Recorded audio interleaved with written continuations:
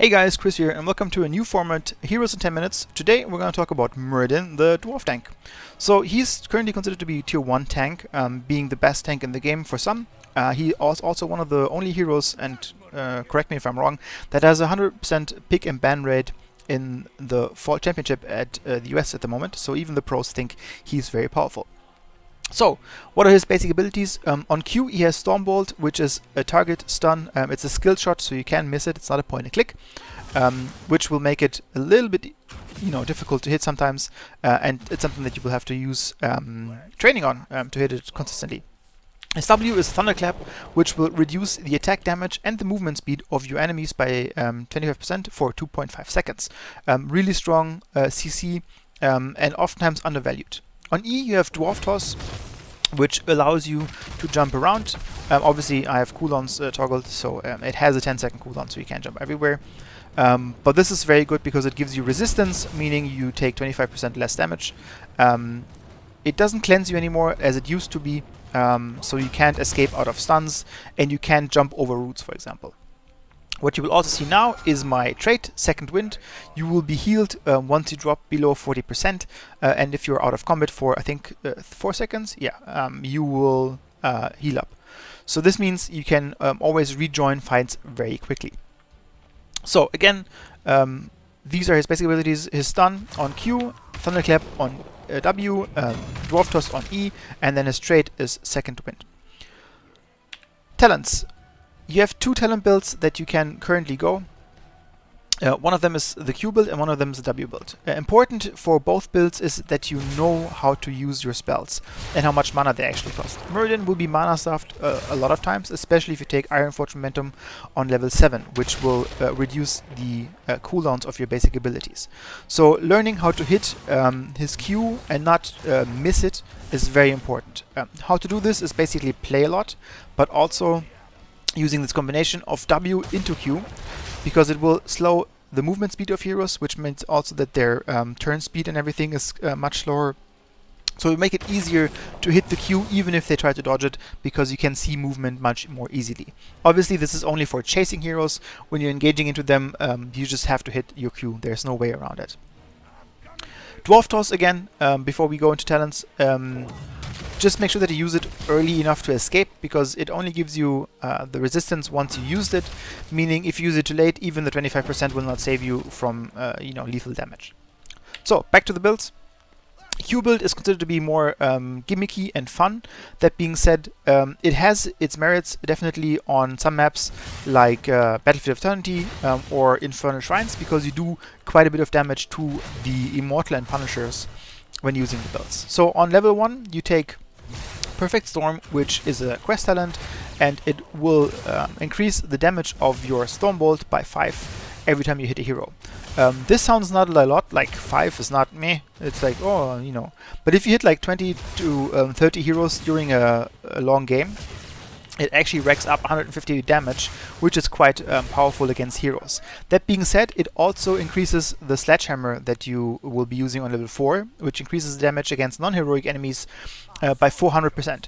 This means that you will hit things like mercenaries for 1400 when you stacked up a little bit. So this is very powerful, especially against like Immortals, Punishers, all those heroic bosses that are on maps. So nothing to cough on, to be honest. On level 7, for the Q build, you normally will go a Piercing Bolt, because it will allow you to clear mercenary camps much quicker, but it also allows you to jump on squishy backlines and do damage to more than one target.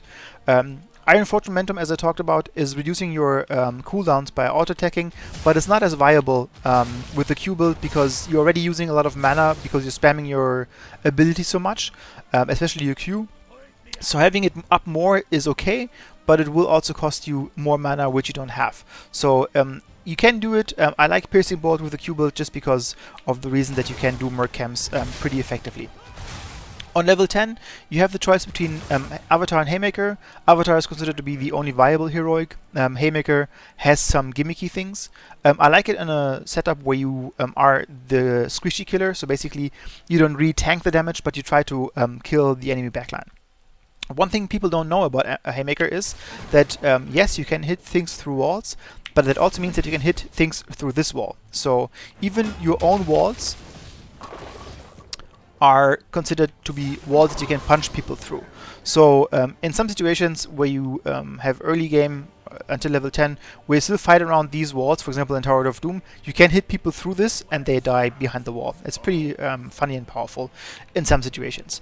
I would consider Avatar to be always the go-to talent, unless you are really trying to have some fun and kill some people.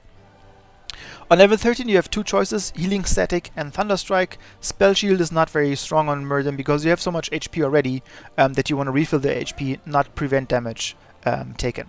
So Healing Static will heal you, which is very powerful to heal up again.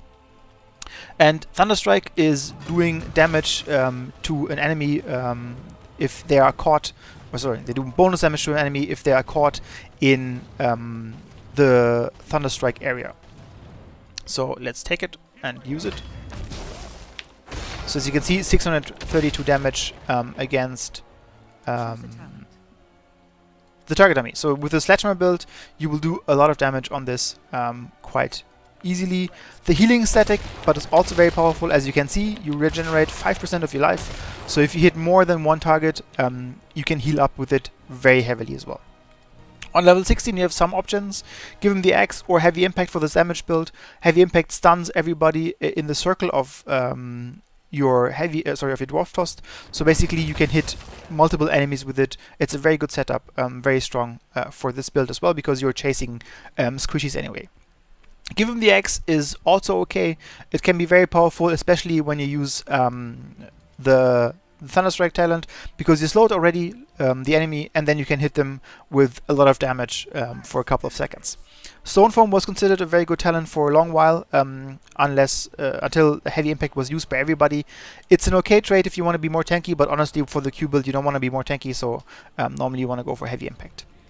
On level 20 you will definitely go for rewind, because you can do things like this in very short amount of time. So it's 1333 damage. For a tank it's very respectable, and it will take off most of the health for the squishy backline. So this Q build, it's considered to be more, gimmicky, funny, as I said, but it can be very powerful against Immortals and Punishers if you need to do damage against them. It's also very good on Blackheart's Bay, in my opinion, because you do a lot of merc camps there, so it can be pretty fun. That being said, people normally take you as a tank and want you to be tanky, so let's go over that. The standard build for Muradin is either block or third wind on level 1. Block against good auto attack heroes, like Rain of Valor for example, are good targets for this, because it will stop the damage a little bit. Third wind is considered to be better if you have auto attackers like Tracer or Tychus that remove the block charges too quickly, or if you have mage heavy setups against you, because they don't auto attack and you can't negate that damage. Therefore you take more healing on your trait, which will activate sooner, 60% already, so it's very powerful. On level 4 you go Thunderburn. It will make your Thunderclap hit a second time. This is very powerful because it is a space creating tool. It zones. It also makes enemies that walk through slow twice.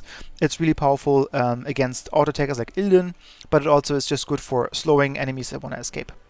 On level 7 you go Ironforge Momentum to get more reduce of your cooldowns. So you can use W and Q, Storm Mode and Thunderclap much more quickly in succession.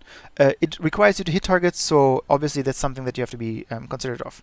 Also with Ironforge Momentum you will have mana issues because you will use your spells more often. On 10, no question, Avatar will be your choice.